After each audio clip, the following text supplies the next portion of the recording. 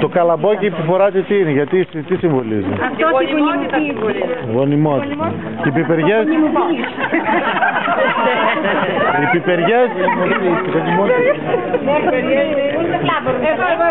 Να του πω. Το λιμόνι είναι καθαριότητα. Τα λουλούδια είναι χαρά. Αυτό είναι ετευτοπλή.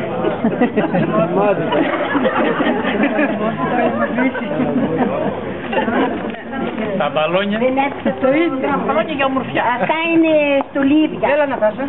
Τα στολίδια είναι αυτά. Καινούριο. Γυναίκα.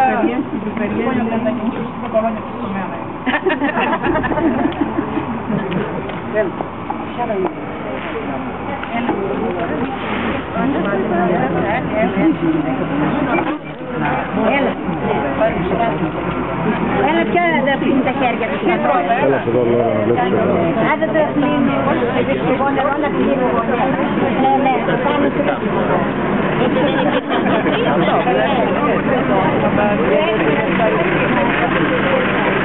Τώρα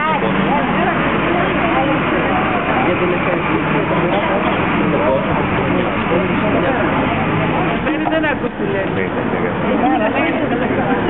Το ξαναπώ. Το λέω. Κυρία που έδινε θα μας φράγει το παιδί. Είναι και μόνο. Τώρα θα γίνει. Πιο δυνατά να τα ακούμε λίγο. Όπως μητράει το σαπούνι, έτσι να μητράει και το παιδί. Είναι όλες τις κολόγια. Έλα κοπέλα. Έλα κοπέλα. Άντε να πας εσύ. Πρώτη κέντρο. Όπως το σαπούνι έτσι να μητράει. Άντε το χρόνο να έχει μωρό. Το μαΐ. Το μαΐ τρίδημα. Τρίδημα.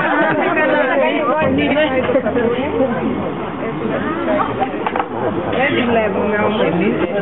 Έλα, το μαΐ, έλα.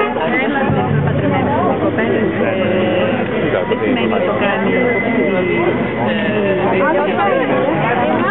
Κυρία Βούλα, περάσατε. Κυρία Βούλα, ο άντρας μου περνάει.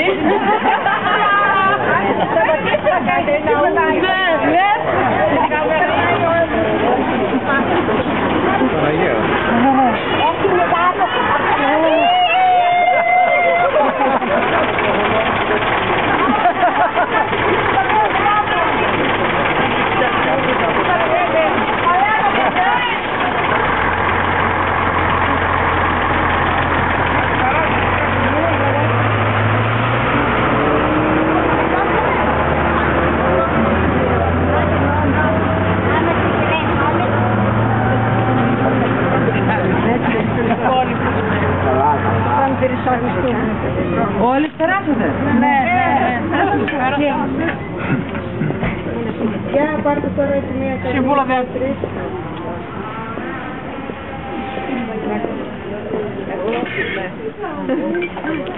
Κάτι περιμένει. Θα βγάλουμε και από εκεί την πλευρά.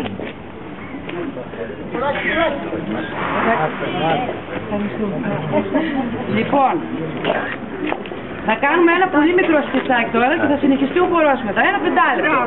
Εντάξει.